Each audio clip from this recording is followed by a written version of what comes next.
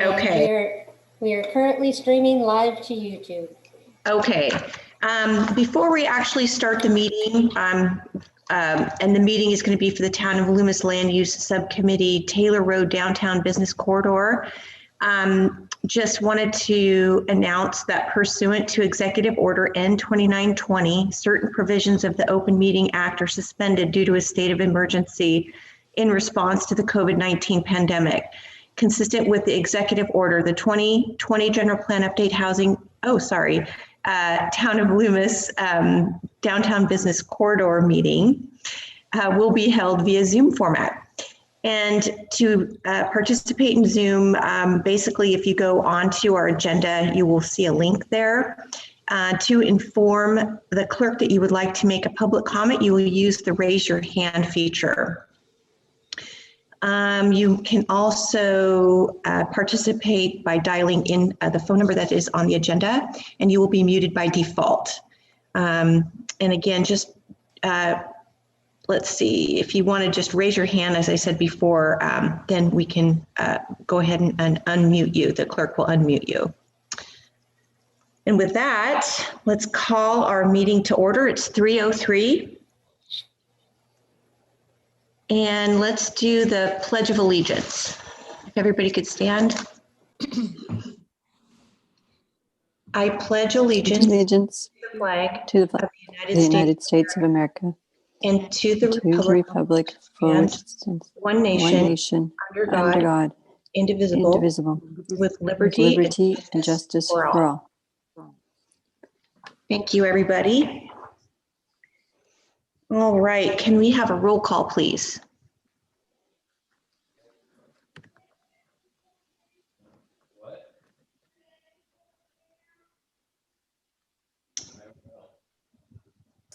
Carol, are you going to do the roll call? There you go. Chairperson Jan Clark-Kretz. Here. Vice Chair Bonnie Linden. Here. Russ Kelly. Here. Jenny Nisley. Here. Tim Underko.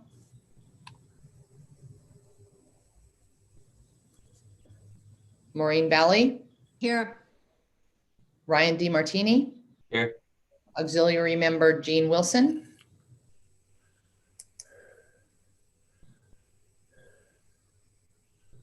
And Auxiliary Member Ramona Brockman. Here. Okay.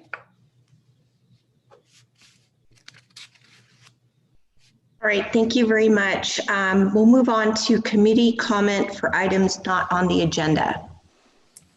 Does anybody have any comments for items not on the agenda? I do. Okay, Jenny.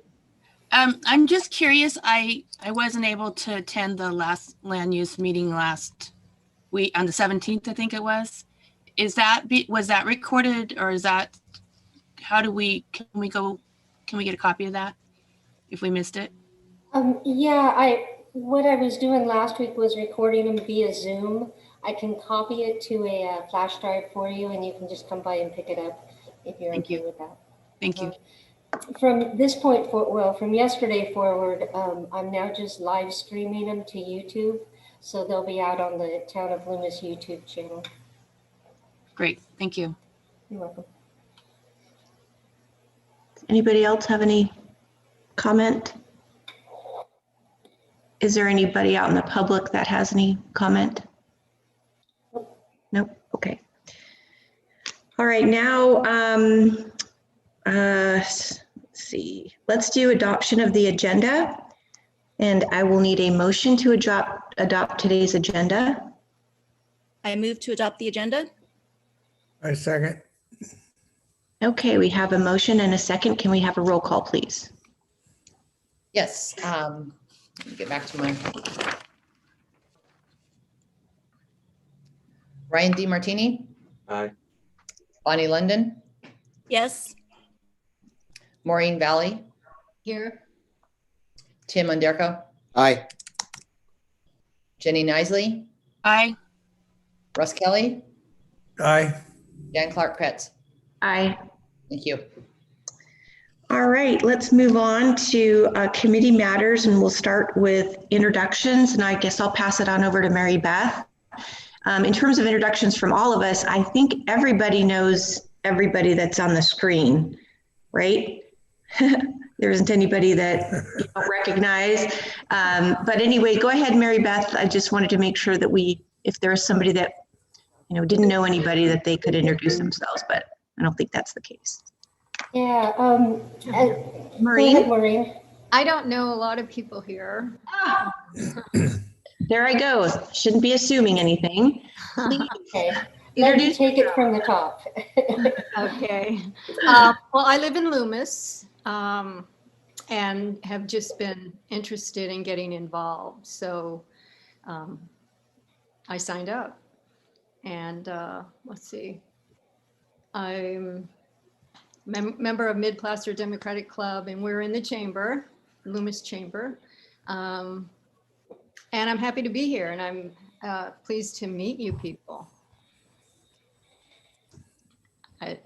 That's about it. I've lived in Loomis for 15 years, and I love this community, and I want to see it evolve. Thank you. Who's I'd next, like Mary to Beth? take a moment and just introduce your staff to you. Mary Beth Van Voor's Planning Director, Carol Parker, Planning Assistant. Andreas Boer is our Deputy Town Attorney.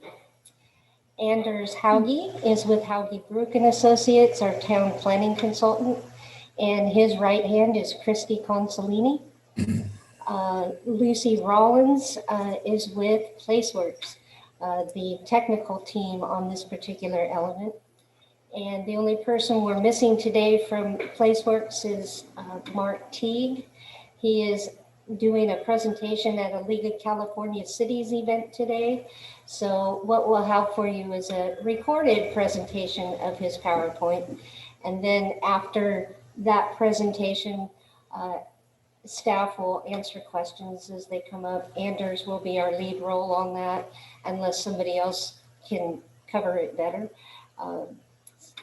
So with that being said, thank you all for being here, and let's get rolling.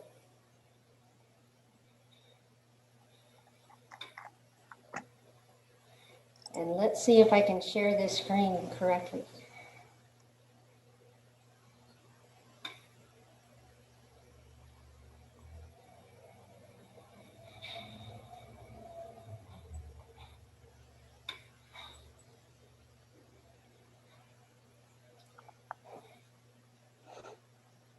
Do you guys see a black screen? Yes. Okay, good. We're gonna roll.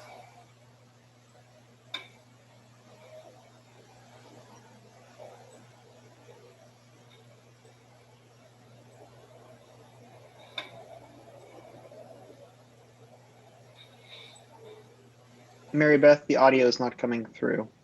Oh, thank you. Let me figure out how to do this.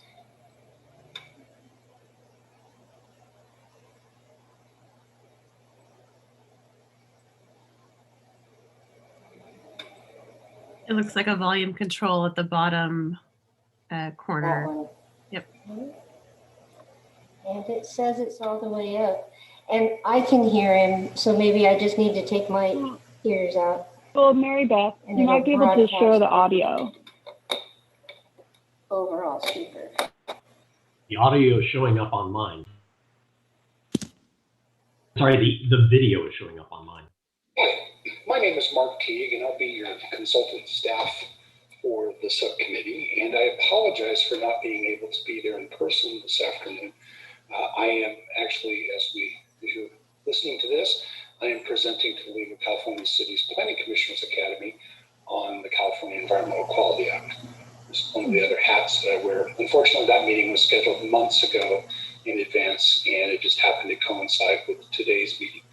But I do apologize, and I have recorded my introductory remarks so that it can be played and you can get on with the meeting. Andy and Lucy will be there to record any output from the meeting, and then we can meet you all again at the next meeting.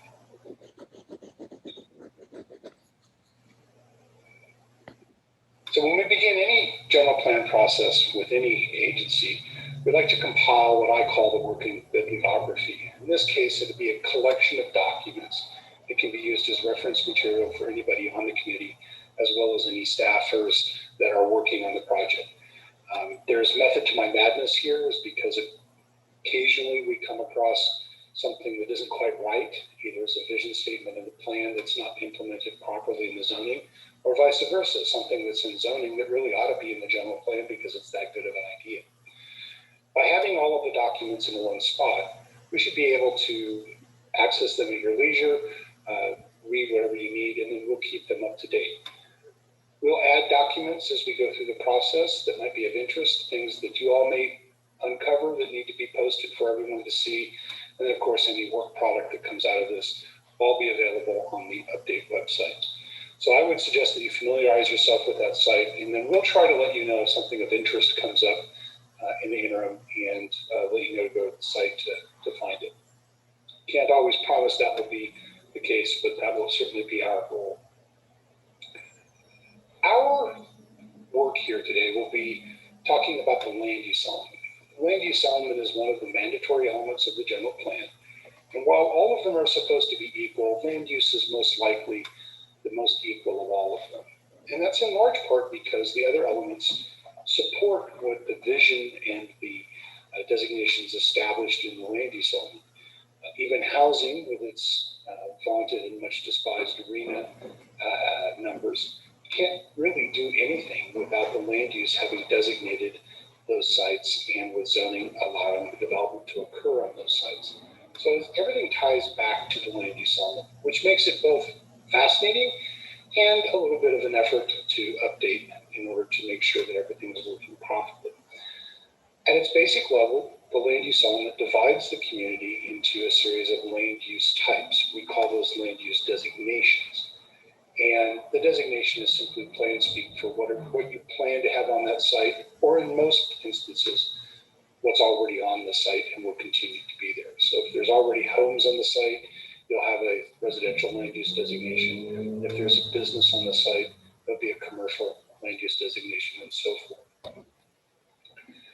One of the efforts of the land use is to make sure that the land uses themselves are distributed equally, so we don't have just one area that has all of one kind of land use, or another that is devoid of all shopping centers, for example, so that you can't pick up a loaf of bread and a gallon of milk.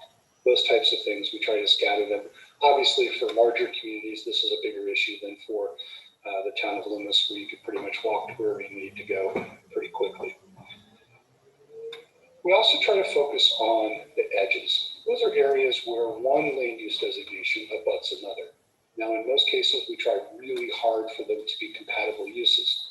So even though residents might not think of it this way, all residential is usually compatible with each other. Most commercial is compatible with each other. Most industry is compatible with each other. Where we run into difficulty is if industry is next to residential, because industry is where you have a land use that allows you to make noise, dust, odor, those sorts of things. And you have people living there, and we refer to them as sensitive receptors, because apparently using people would not be as professional from a planning perspective. But those people living there don't want to be subjected to dust, noise, odor. And so as planners, we try to make sure that we have some sort of buffering mechanism, or we don't put those uses there at all. Or in some cases, we make it so that we have to take a look to see whether that use actually matters. The conflict, the resolving potential conflict between incompatible uses is a large part of what we do, as are edges, where we worry about what will and will not happen in the future and how that would look. So is it okay to have one use next to another if we do this? If we have a trail, if we have a piece of open space, or if we have a wall or some other berm, those types of things. We also want to make sure that the land use element, in as much as it informs the rest of the document, is also informed by the rest of the document and made available and useful to not only the general public, but to staff on a regular basis. And then, of course, the land use element is the foundation of zoning. Now, we won't get into zoning very much at the committee level because that's really in the weeds, that's ground level. But there are times in the general plan as it currently sits where we have zoning information that maybe shouldn't be there, or maybe should be reworded to recommend as opposed to acting as a zoning code. You really want the general plan to be at about 30,000 feet, and you want your zoning to be about 6 inches off the ground. And one looks at the overall pattern and has overall expectations, while the other tells you exactly how the town wants things done. We'll be focusing on the general plan. The zoning will be a subsequent work after the fact. So as I mentioned, Loomis is divided into a number of land use designations. As it turns out, these are the land use designations. Residential on the left and non-residential on the right. What you'll see here is underneath each of these designations, there may be one or more zone districts. Again, we're not going to worry about that, but I wanted you to know that within each of those land use designations, there's the potential for more than one zone district. Here's the area of our concern, and you'll see it's roughly what I would consider the downtown and perhaps the supporting areas around the downtown. This subsequent map includes vacant parcels. Vacant parcels are the low-hanging fruit for our work at the general plan level because there's nothing there. Today, there is a land use designation, and there are consequences for changing things on this map, but we can talk about that as a committee, and we really shouldn't be worried too much about that as we move forward. And that's almost self-policing. You'll know what's on the site because you're local. You'll also know when things should or shouldn't be changed. But we'll talk about that in terms that make sense to the general plan. It's certainly within the realm of possibility to change land use designations and zoning as needed to make the general plan work. But obviously there's a yin and yang to all of this and a balance that we need to strive for the town. Probably the most significant issue that we'll discuss is the additional residential to the downtown. Do we want more of it? Do we want less of it? What is the will of the town? How do we balance that with the commercial needs of the district and how busy they are or how busy they want to be? Those types of discussions we'll have at the general plan level. What would help with this area of town and how we could help them be successful. That's important to what we do, both as a community, but our charge as part of the general plan update. So I mentioned earlier that everything has a density and an intensity as part of the land use designation. And this is a table out of your current general plan. And you can see in this table that it talks about units per acre, and it talks about coverage. This one also happens to talk about the number of stories and the height of the structure. Typically, that's something I would see in a zoning code. I would not see that in a general plan unless there was a specific reason, like you're trying to avoid obscuring a mountain view or a lake view, and you have view sheds that are identified in the document. Coverage is different than floor area ratio. The floor area ratio is a ratio of the size of the building to the size of the property. The larger the floor area ratio, the more land you can put, or more building you can put on that land. In this particular instance, say we have a 10,000 square foot lot with a 1.0 floor area ratio. That means you can put a 10,000 square foot building on that property. At that point, you have a 1-to-1. But if you look in the column to the left, you'll see that the maximum coverage is 60%. So you can put a 10,000 square foot building on the site, but you can only cover 60% of the site with building. How can that be? Multiple stories. So you can have a floor area ratio of 2 or 3 or more, and a coverage that's 30 to 40% because you're looking at 3 to 4 to 5 story buildings. I'm not suggesting that for the town. I just want you to know how the math works. And so coverage is building on site. Floor area ratio limits or restricts the amount of building based entirely on the property size. We'll be talking about all of this as we discuss each of the designations, probably at the next meeting when we can go through them and decide which should be amended and which can be left the way they are. So as we're looking at our study area, things that the subcommittee should be thinking about is, do we have land use designations that don't fit in the area that we're looking at? Are there ones there that make sense? Do we have a discrepancy between what the zoning code says should be on the ground and what's actually on the ground, or vice versa? Something in the zoning code that shouldn't be allowed there, but the general plan would suggest that it's supposed to be there. We need to reconcile those. We'll do some of that at the staff level and talk to the committee about what we've discovered. But by and large, this is an opportunity to look at the downtown to see if there's areas where things might be improved. We have talked about housing and the fact that there may be a benefit of putting housing in the area to both increase clientele.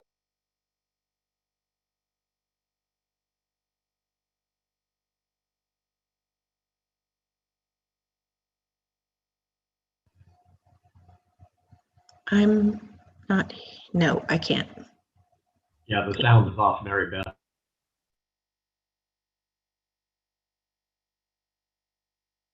And requirements that are in the general plan. I'm going to back up just a little. I had a request to mute, but I was afraid if I muted, it would mute Mark. So I tried it. So let me just go back a little. Areas where things might be improved. We have talked about housing and the fact that there may be a benefit of putting housing in the area to both increase clientele, but also to help address your housing needs. There's lots of reasons why adding housing to a downtown makes sense. Even small country downtowns would benefit from having more customers or more nighttime activity. And then one of the things I hope that we can talk about as a committee is probably removing some of the zoning code-esque phrases and requirements that are in the general plan, because they just aren't necessary. We can put them in the zoning code. That allows the general plan to be more general in nature and allows the zoning code to be more pointed. It also gives the town a great deal more flexibility in modifying zoning codes and making sure that you get what you want out of development, because if you have to change the zoning code as it currently stands, you may also have to do a general plan amendment, which is a much more onerous task. It would really frustrate a business owner looking to expand or something along those lines. And of course, we want to look to the future. Are the uses we have here correct? Do we see them changing? One of the comments that was raised on an earlier committee meeting is that gas stations may soon be obsolete. Are there other uses that might be obsolete? Is there something we should be planning for moving forward? Where should new development come when it's interested? Should we be looking at intensifying existing parcels? Should we be looking at adjacent but supportive land near our area? What types of uses would be best? Mixed use is very common in terms of plan speak, but in essence, it's really hard to make that work economically. You can put horizontal mixed use, which is the same uses or similar uses or compatible uses on the same property. Or you can do vertical mixed use, which is what everybody thinks about, ground floor retail with housing above it. Whether or not that works or not depends entirely on the cost of land and the cost of development. And then are there any unmet demands that might be a result of adding a new use? So if we add more commercial to the downtown, do we need to worry about parking? I don't know. If we add more housing, do we need to worry about those things that support people living there? Those are all things that we'll have to look at as we're going through and get a handle on the future land uses for our area. So today's the very first meeting, and we'll be having meetings up through August, various committees and subcommittee levels, with the idea of adopting the plan sometime around June of next year. While some of these dates may move around a little bit, and meeting dates certainly may move based on vacations and whatnot, we're trying really hard to keep to this schedule. So we would be remiss if we didn't have some homework that was needed to help inform the committee. And so there are some things that you should review on the website that we talked about earlier. There's a comment form on the website for various things that are posted there. And the last thing would be, take your camera, take pictures of things that you like or dislike. It doesn't matter if it's in the town, it doesn't matter if it's in an adjacent town or another country, it doesn't really matter. The idea is some physical or use-based thing that you just thought was neat, whether it's the street, whether it's the interaction of the sidewalk with businesses or with businesses with each other, whether it's a shared beer garden, it doesn't really matter. Something that you thought was cool that might look neat in your town, and some on the other side of that coin. There's something that you absolutely abhor and don't ever want to see downtown. And I don't need pictures of 40-story residential complexes. We know that's probably not suited for the town. Although if it's something you like, I'd like to see a picture of it. This stuff is important because even though streetscape and landscaping and whatnot is considered frosting, without it, all you have is a muffin and not a cupcake. And I think it's important that we look at everything as a whole, not just the component parts of it. So if you have an idea of something that tickled your fancy or something you thought was interesting, please upload it and then we can discuss it. So with that, Andy and Lucy are available to take any questions. Again, my heartfelt apologies for not having been able to be there today, but I will be at all the subsequent meetings and will be able to answer questions in person at that time. So thank you and have a good rest of your meeting.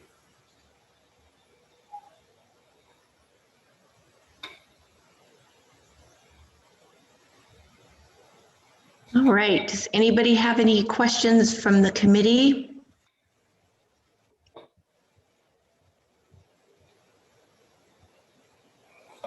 I see no hands raised. Oh, there we go. Got fish on. Tim, you may proceed. Madam Chair and committee members, thanks for coming together today and working on a better downtown. I think a lot of us all have put a lot of effort into revitalizing the downtown, and I'm happy to see that we're continuing those efforts. I guess the questions that we have, and this is more of a rhetorical question, is do we want to see more activity in our downtown? Do we want to encourage more businesses? Is that the direction the town wants to go? And when I talk to a lot of people, a lot of people are really excited about the things that are happening down there, but they want more, right? We want more restaurants and we want more activity, more things to do downtown. And so, there's been some great things that have happened as far as making the downtown more walkable. But I think, you have to have more people. You have to have people who can walk and ride to the downtown. And so I don't think that there's a lot of housing options in the downtown area, but I think that we ought to consider maybe looking at some of these properties and adding some mixed use to their designations. There's some of those buildings downtown that might benefit from having a two stories with housing on the top and storefront retail downstairs. And I'm not sure if that's allowable under some of the existing zoning. So that might be something that we want to consider. I don't think that's going to solve all of our problems, but it certainly brings more life to the downtown if we have people living where they're also working. And I don't imagine the size of the downtown is not so big that we're talking thousands of people, but maybe dozens of people would help. And we want to certainly be open to live work situations where people don't have to commute to their jobs. Small apartments might be good for folks. I think there's also the property that the town owns, and maybe Jan, you could fill us in on where things are with the property right next door to High Hand. That asset has been in the town's hands for a while, and there's been a lot of work that we've all put into trying to get that into someone's hands that can make something of it. But Jan, or maybe Mary Beth, where are we with that? At some point we were considering selling it. We were in contract. Yep. Obviously, that didn't work out. And then COVID hits and everything just kind of freezes. So maybe you could fill us in there. And I'm sure I'll have some follow-up after that. Thank you, Madam Chair. Sure. I know that Sean had talked about sending it back out to find maybe some potential buyers for that property or use for that property. But that would be really good for this community to get caught up on what is happening with that. Mary Beth, do you have an update on the old, what do you call it? The old mill. WW molding site. The molding. That was molding. Yeah, the last I've heard on that is, like you were saying, it's just a matter of soliciting and putting out another RFP for that site and getting those proposals back. So that's in Sean's hands, and I know his plate's been pretty full too. So yeah, one thing I would say too. Jenny, I'm sorry. Jenny has her hand raised. Okay, before we go on to Jenny, though, I just wanted to say one of the things that I've been hearing from people and also from me personally is just the fact that we want to make sure that our downtown is walkable. And while it is walkable in some areas, I really think it's kind of we could use some help in that area. And so I feel like if this committee could really take a look and actually walk, I think Bonnie's will probably suggest something along this line too, but we get out there and we walk and see how easy it is to walk from one end to the other. So, but with that said, I'll pass it on over to, was it Jenny? Jenny, and then Bonnie. Okay. Oh, I was just going to comment that when on the town talks or the town manager talk on Tuesday, Sean had mentioned that on that property that he was going to kind of talk with the council on what they would like to see happen there at the strategic planning session whenever we have that. So he was going to bring that back to council is what I heard for the property next to High Hand. Thanks, Jenny. And that strategic planning session is scheduled for April 9th. Okay. Bonnie? Bonnie, did she? Yeah. So I wondered if maybe we could schedule a walking tour of the downtown Taylor corridor, just because I think it would be helpful to actually have us all together walking the sites, looking at the different properties. I have another question, and this one is directed towards Andreas. I was wondering if there's any restrictions to town-owned property with like the Surplus Land Act. Purposes of general plan amendments? No, just in terms of what the town is able to sell surplus land for. I read somewhere that because of housing being such a shortage and a crisis issue, that housing, I guess affordable housing would actually come first, and then there seemed to be like a metric. So there's a progression of who gets first dibs on surplus land, and yes, with legislation going the way it has been on housing, affordable housing and housing in general is pretty high up on that priority list. In all honesty, I've not looked at the list in a while of how to get rid of a piece of surplus land, but I agree that there is some priority given to housing. So we would definitely have to follow a process on how to get rid of surplus land at this point. And of course, for housing, you need a certain amount of size for it to be viable for a project and for a developer to come in and want to take it for that purpose. So depending on the size of the parcel, that'll factor into where on that priority list it might fall, or if it'll go to a general sale. Does that address the question? Yes, no, thank you very much. That does help. The other thing I just wanted to throw out there too, because talking with some of the landowners with some of the historical buildings, infrastructure upgrades is one of their biggest challenges. I spoke to Shauna Purvines over at Placer County in their planning department, and she said that there are some grants through Main Street where we might be able to get some grants for infrastructure, which tend to be difficult and hard to find. And then being able to, as Tim suggested, put housing on top, and that's actually the easy part. Tim, you had your hand up? Yeah, I want to thank you, Madam Chair. There are a couple other things I want to add to the consideration for this committee.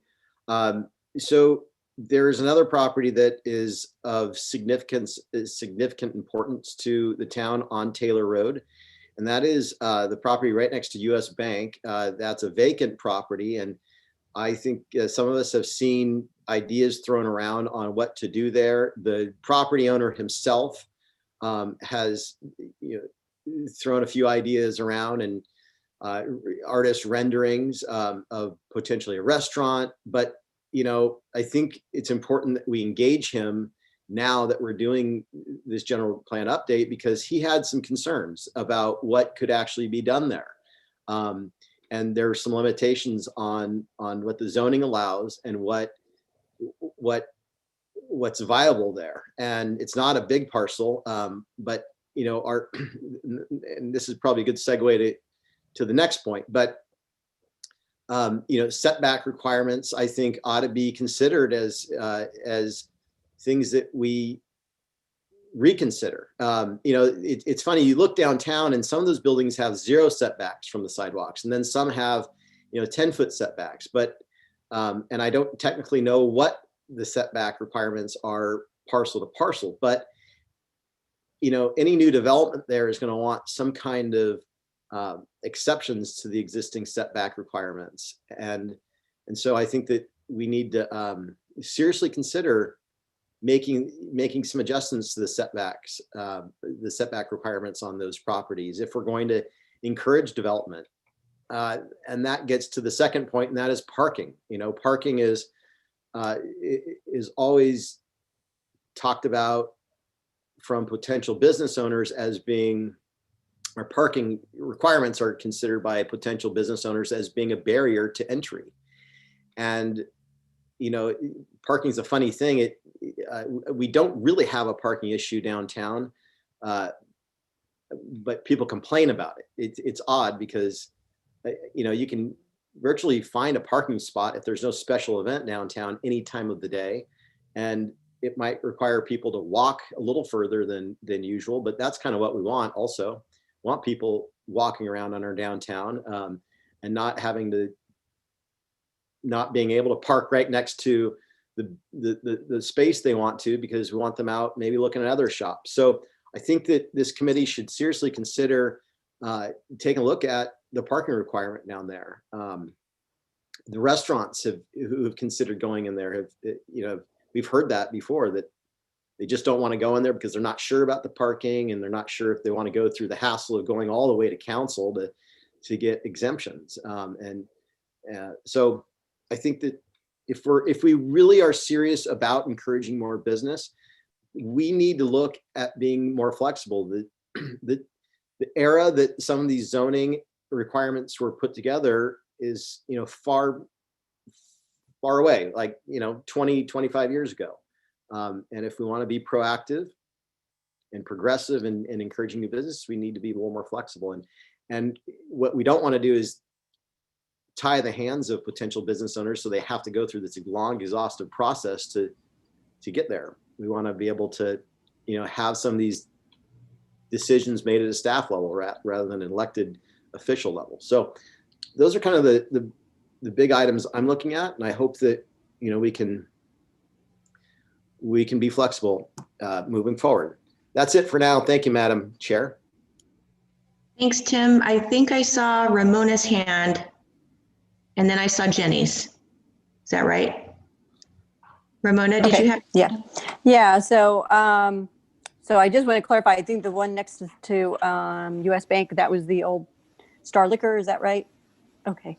And then, I just wanted to thank Tim for bringing those issues up, because those are things that I've noted over the years that, we need to look into some of the zoning requirements, setback and parking requirements that are in that downtown area that are definitely seem to be, needing to be worked on. They're probably out of date for what we're trying to accomplish in a small town to encourage a more vibrant downtown and foot traffic. So thanks for bringing those up. Jenny? Okay. I 100% agree. And that's something that we've been talking in our economic development committee meetings since at least 2015. But I was understanding those are all zoning, some of those are zoning issues, and we're not doing that at this level. And so I don't know when that gets done. I would love to see it be done sooner than possible, you know, but I don't think I was told it wasn't done at this level, at this meeting. So am I wrong? Am I missing something?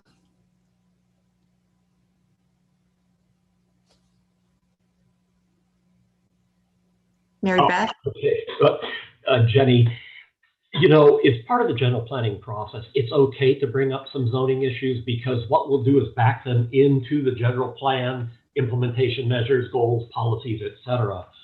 So it's important to bring all these things up, and yeah, zoning modifications don't occur until after the general plan has been updated, and then you update the zoning. But it is appropriate to bring those issues up now. So I would just echo, yes, the parking has been an issue. I've had a business in town since 96. The parking has been an issue. I don't know that it is like you say, it's a matter of teaching people or showing people or signage to tell them there's this parking lot back here behind Main Drug that you can park and walk. Maybe that's part of it. So I would just like to bring that. I would like to bring that up. I know signage is in the weeds, but that's part of, I think, some of the problem with people not knowing. So the terminology there that you may want to look at as part of this committee is wayfinding, and that's signs that say parking is here, go here, you can find a restroom here. And that's a really helpful thing, especially for a downtown, to allow people who are not familiar with the downtown to get around it and find what they need to find, and especially things like where is parking available. So that could be definitely an implementation measure of the general plan, is to create a wayfinding program for the downtown corridor.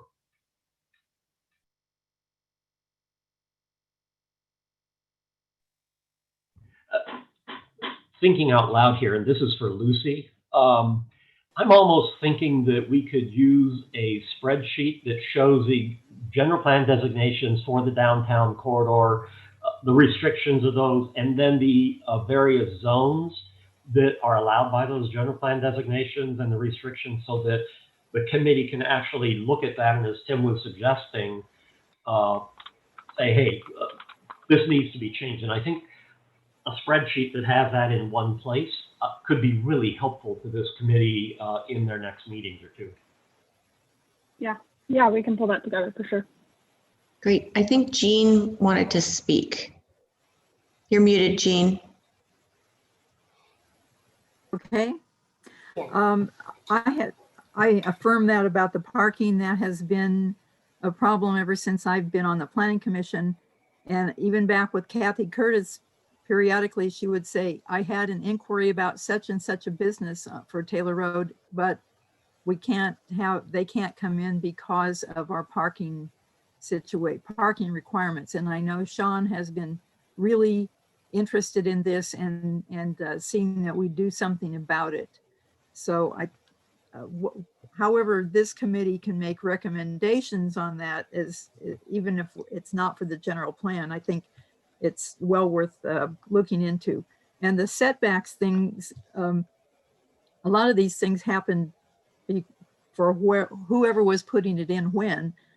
But I think we tried in the current situation, I don't remember which one of the two commercial things for downtown, but one of them does have a 0 setback for anything new. But we can look at those things again, even though they're maybe some of it's kind of the weeds, but see what direction we want to emphasize. Now, the questions I had really pertain back to the map of what we're looking at. So I had a couple of questions on parameters there.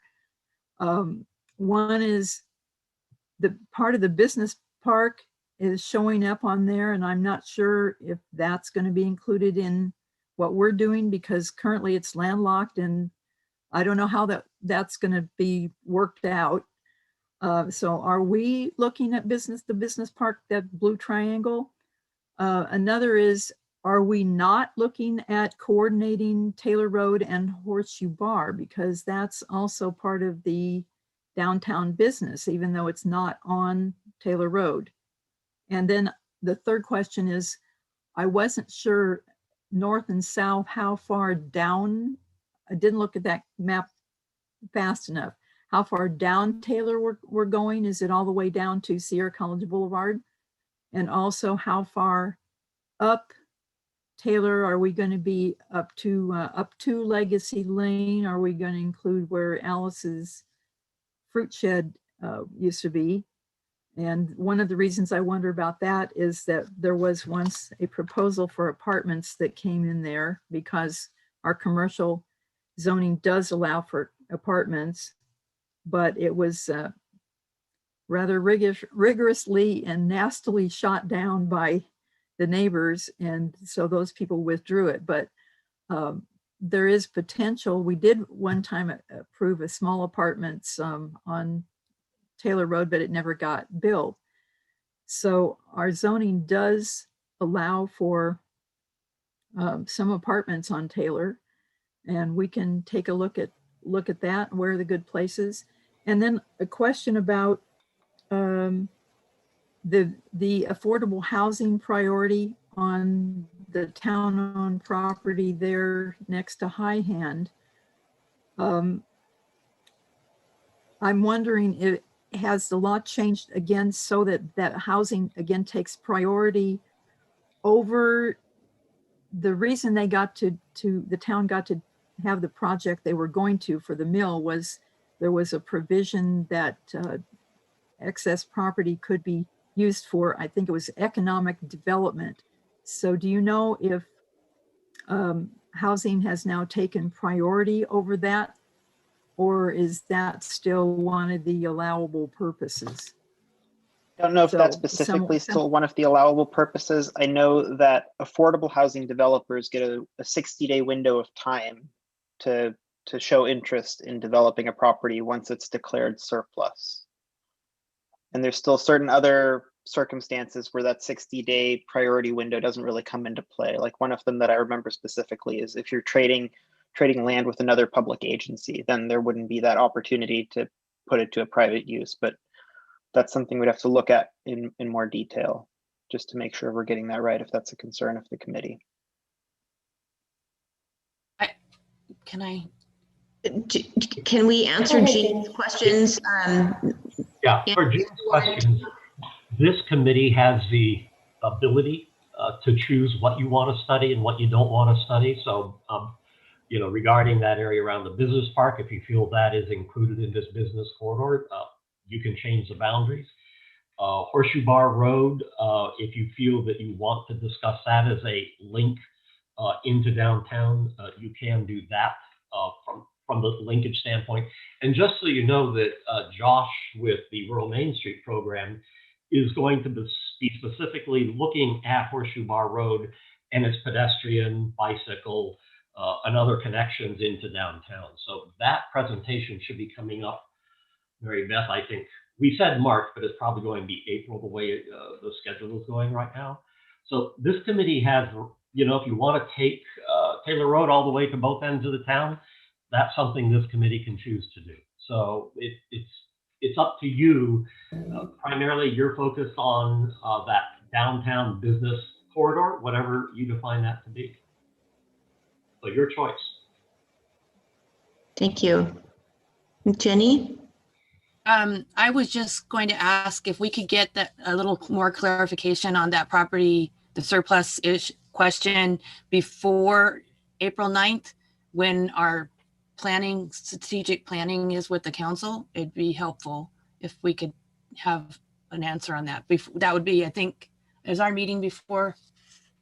No, we wouldn't be meeting before then again. That's correct. I just asking for.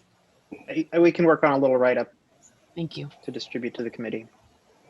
And I also agree. I would like to see us include more of what Jean was talking about, the business park and also the connection with the Horseshoe Bar into Taylor. But that's just my vote if we're talking about it. Russ Kelly has his hand raised, and then we have one of our public member attending that has their hand raised, and you will be opened and entered upon the ability for public comment. So we'll get through all the committees, and then Mr. Public, you will have your opportunity. Go ahead, Russ. Okay. I agree with Jenny 100%. We need to look at our town limits in towards Rockland and our town limits in the other direction on Taylor Road, because that is basically the Taylor Road corridor. That's where everything basically happens. And we also need to look the other side of the tracks in the business park, because that's one of the main circulation problems with Swetzer Road and finding ways to get out of town without traffic. It gets you down to Sierra College Boulevard. I think that's a very serious thing that needs to be looked at. And also when, I'd like to see some kind of a table, as it was suggested, that what the options are, but also what the limitations are. If you're looking at the bank property on Taylor Road, that piece of property, by the time you put a building on it, there's no property left and there's no place to park. To get people to walk across the street to a public parking lot on Taylor Road is suicide. There's too much traffic on Taylor Road. Even in the evening, there's a lot of traffic on Taylor Road. So that doesn't become an option, putting it on the town property along adjacent to the railroad tracks. So I would like to see a table to include what are the limitations that we need to look at. It helps give us options as to what we might do to mitigate some of that. And Tim is right. If people don't get a parking spot within 3 spaces of the door that they want to go in, they tend to believe there's no parking.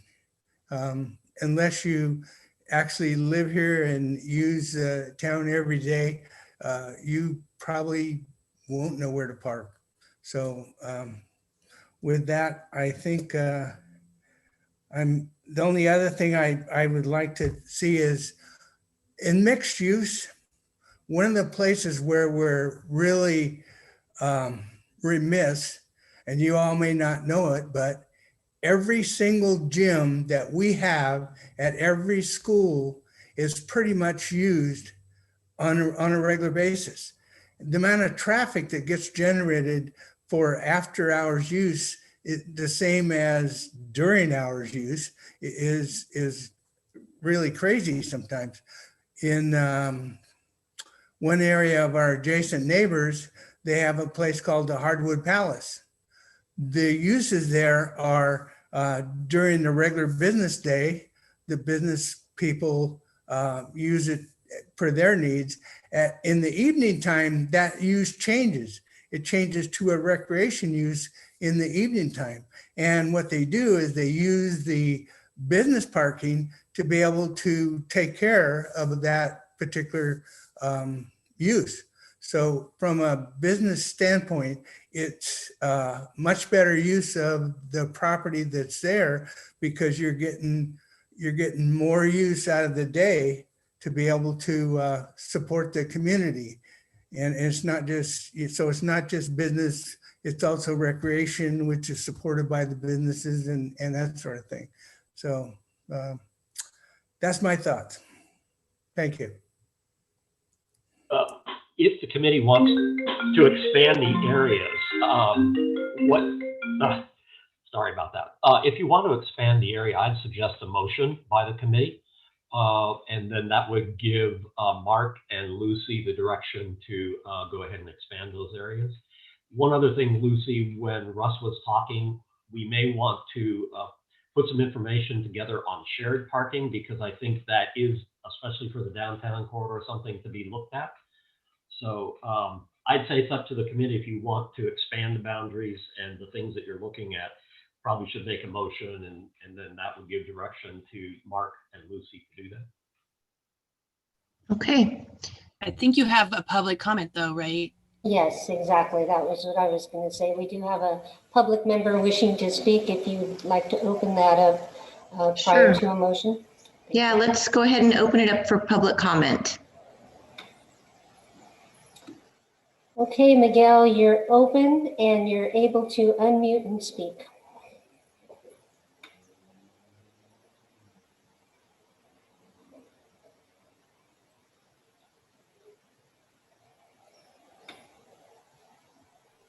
Miguel, you're muted, I believe.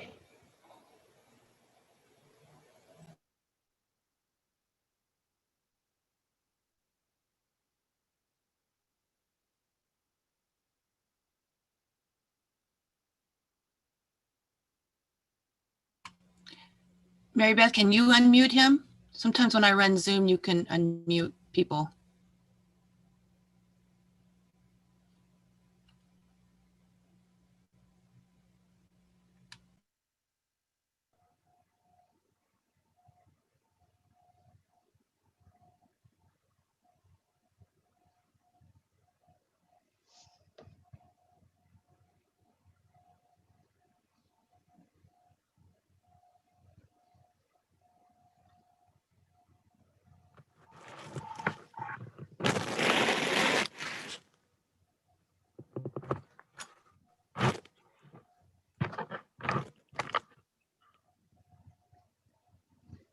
Mary Beth, you're muted. Miguel, I'm going to leave you open, and if you can unmute yourself, then just raise your hand and we'll let you come back in.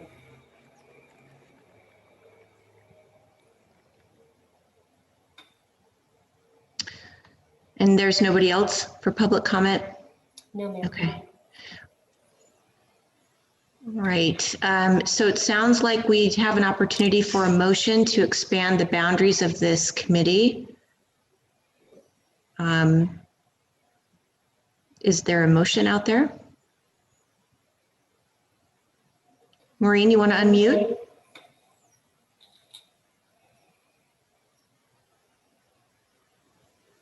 Yes, I move that we make a motion to expand the downtown property line. Second. Okay, and then can we get a definition of exactly what those boundaries would be? How far down we're going to go? Are we just including the business park and then to the other direction? To Legacy Lane? What I heard was Taylor Road, town boundary to town boundary, include the business park across the railroad tracks and that area with connections into downtown. And then I heard looking at Horseshoe Bar connections to basically downtown to Rayleigh's. And the other direction towards Legacy Lane, because you've got the Feathered Nest down there. You've got businesses down there. Foothill Feed. And the boundary is not far from there anyway. So I would say boundary to boundary. It should just be to the end of the town on that side.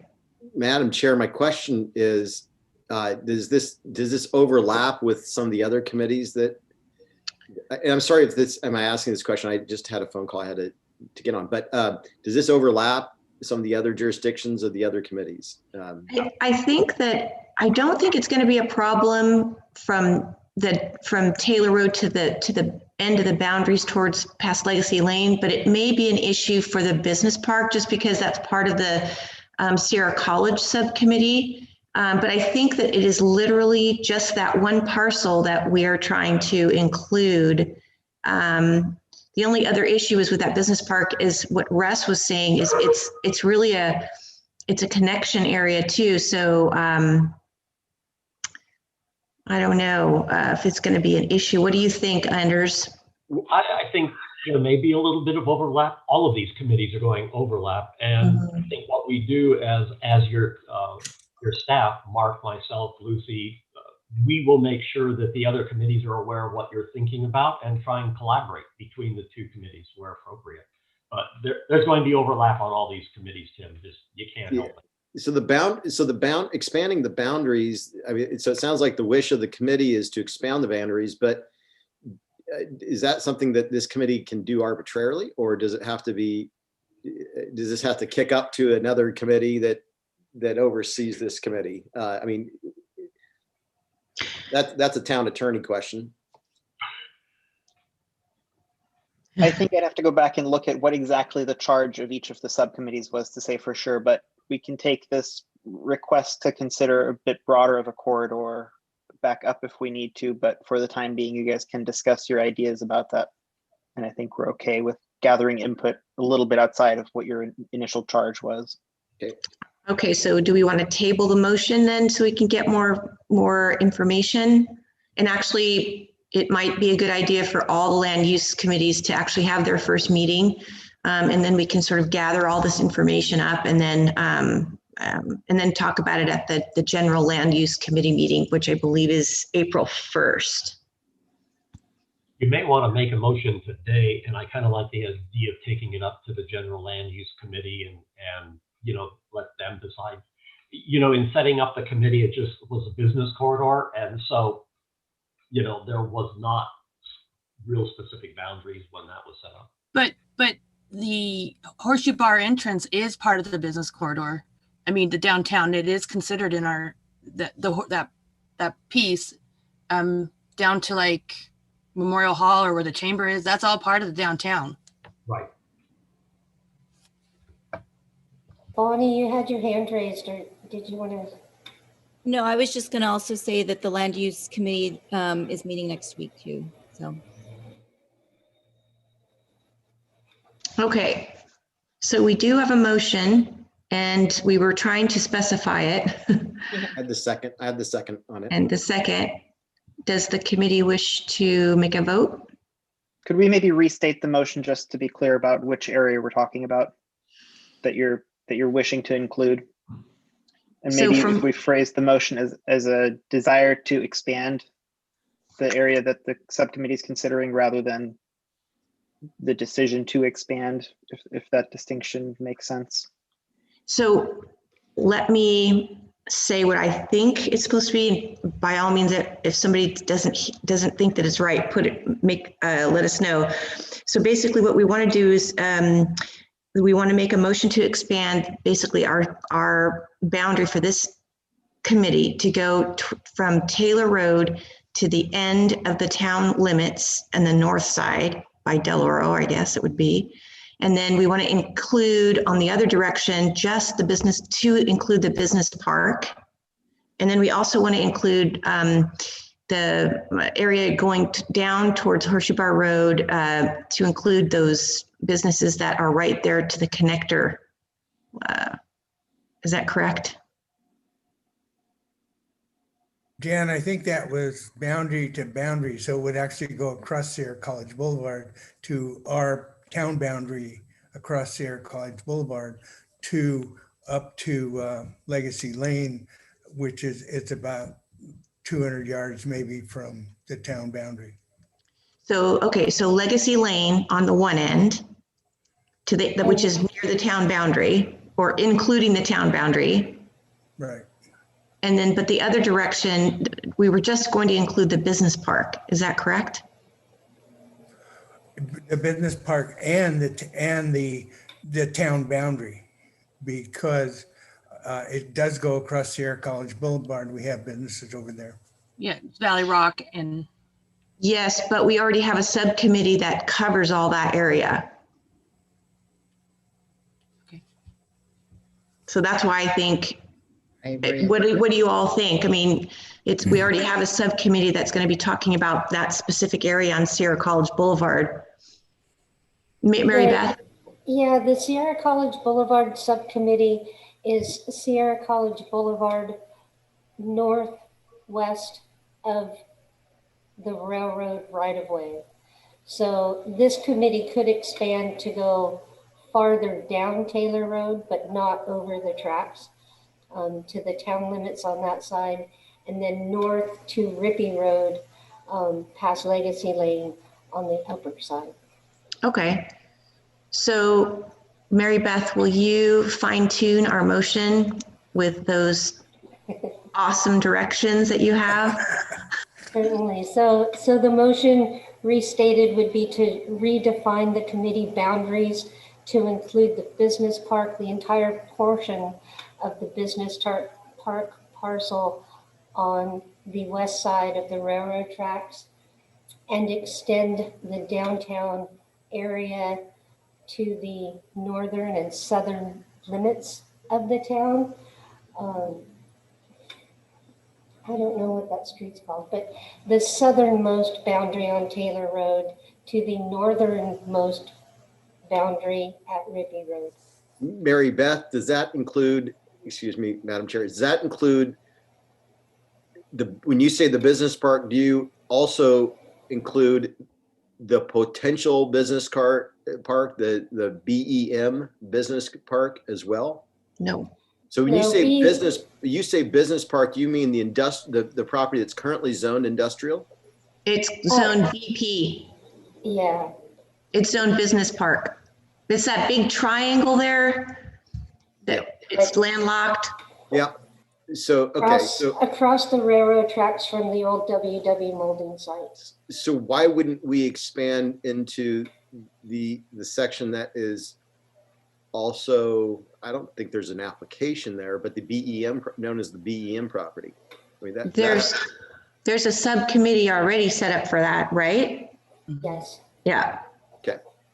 And this committee's focus is downtown and business. And once you cross the tracks, it ends up residential, agricultural, and residential estates. Okay. All right. Carry on. Okay. You're through that motion, right? I don't believe we discussed though. Does that include the horseshoe bar? Making sure that it includes. Did you include that too? Yeah, that would also, we need to define the area from, say, Library Drive to Taylor Road. Okay, that makes sense. All right. So, do you want me to state the redefined motion then? Or yes? Okay. All right. So we want to make a motion to expand our committee's boundaries to include the business park on the west side of the railroad tracks and extend on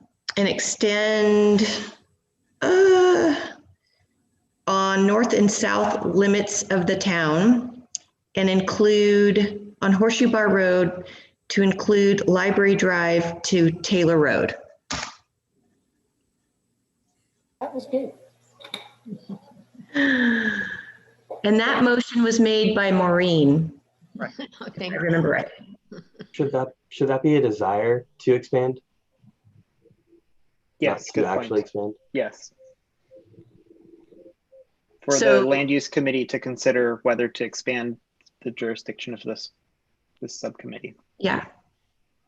So a wish to at the beginning of that motion. Okay. You don't have to reread it again. I think we understand what the motion is. Okay. And does anybody on the committee have any questions about what we're trying to do before we vote? Okay. All right, so we have a motion and we have a second by Tim. Let's vote. Okay, we've got Ryan DeMartini. Aye. Bonnie London. Yes. Maureen Valley. Yes. Tim Underko. Aye. Jennifer Nisley. Aye. Russ Kelly. Yes. Jan Clark Petz. Yes. Okay. All right, motion.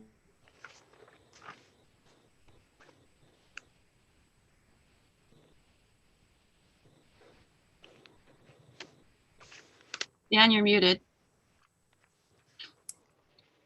Thank you.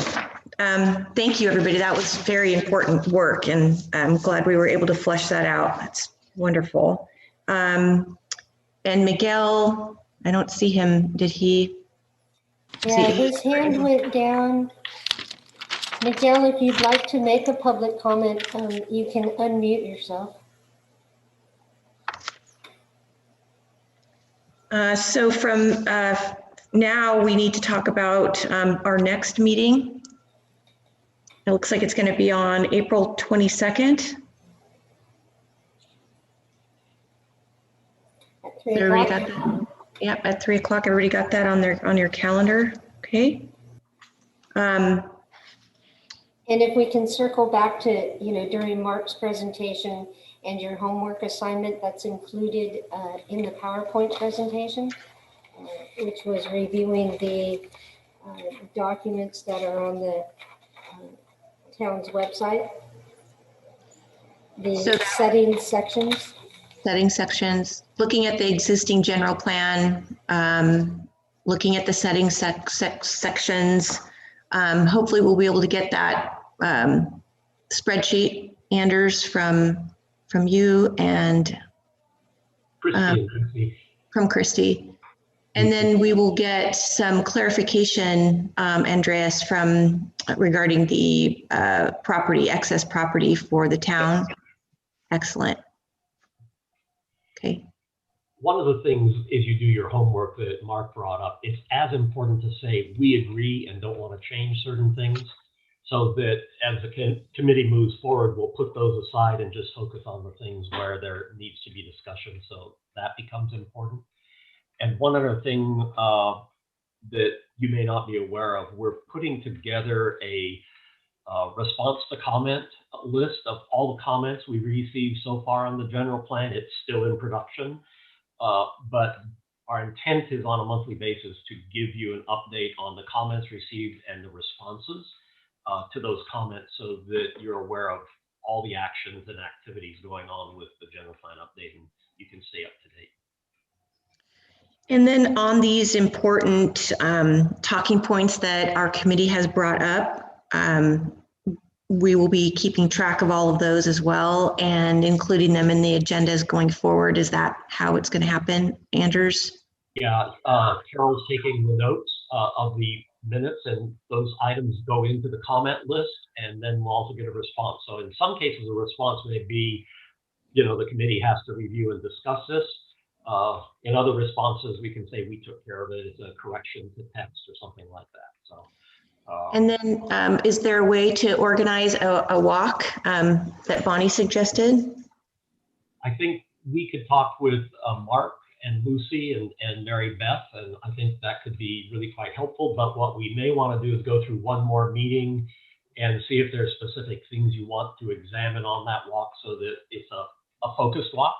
So I'm kind of thinking after your April meeting would be a good time to coordinate that. Okay. Bonnie had her hand raised, and then Jenny. Bonnie put hers down, but I just want to make sure. No, thank you. Okay. Jenny? So I just wanted to make sure. Jenny, you just got muted. Oh, okay. So all the committees will be getting their questions presented to them. And so if we wanted to see what questions were being asked about, say, Sierra College Committee or Horseshoe Bar Committee, we would just look at they'll be in the minutes.